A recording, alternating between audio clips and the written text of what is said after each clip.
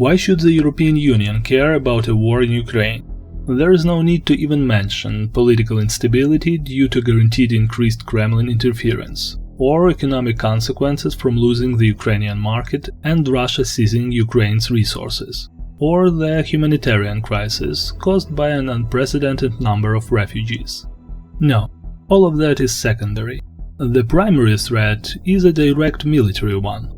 Back in December 2021, before the full-scale invasion of Ukraine, Putin issued an ultimatum demanding not only that Ukraine be prevented from joining NATO, but also that NATO cease accepting new members, especially those that were once part of the Soviet Union. And the most striking demand, the withdrawal of NATO forces from countries that joined after 1997. Yet, despite this blatant aggression, opinions in Europe remain divided. Some understand that Russia will not stop at Ukraine. Others still believe that if Russia were to capture Ukraine, everything would end, and Europe could return to business as usual. Ukrainians were once just as naive. Before 2014, anyone who raised concerns about Russian aggression was laughed at. Even after Russia annexed territory in 2014, right up until the invasion of 2022, people refused to believe that full-scale war was possible. Europeans, being even more democratic and civilized, are perceived by Putin as weak. The idea that someone might suddenly launch a war against them in the 21st century is beyond their comprehension. And besides, they have NATO, right?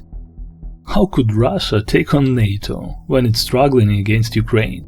Indeed, right now, Russia is in no position to threaten NATO countries. Most of its heavy equipment has been destroyed. It is forced to beg North Korea for artillery.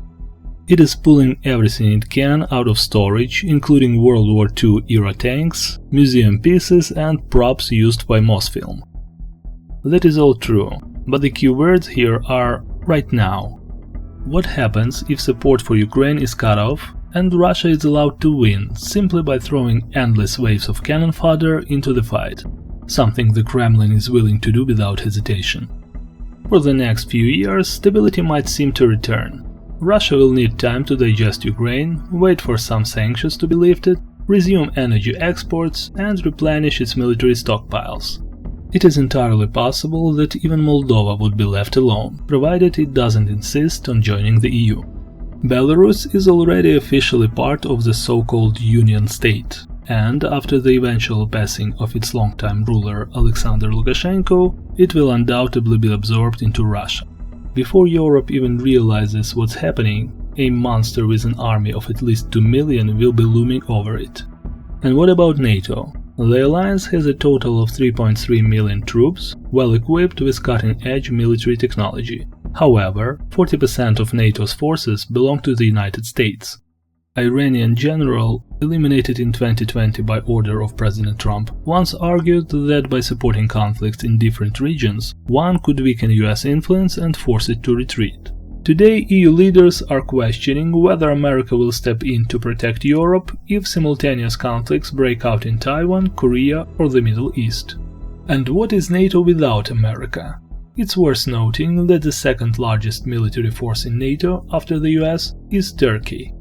So, without America, will NATO's Article 5, the principle that an attack on one member is an attack on all, be enforced if, for example, the Baltic states are attacked? Or will everyone, as in the case of the Budapest Memorandum, simply express deep concern? Which scenario seems more likely to you? The worst part is that even among the leadership of some EU nations, there are still people who truly believe war is impossible. And they will continue believing that right up until the moment they hear sirens and missiles and drones start flying overhead.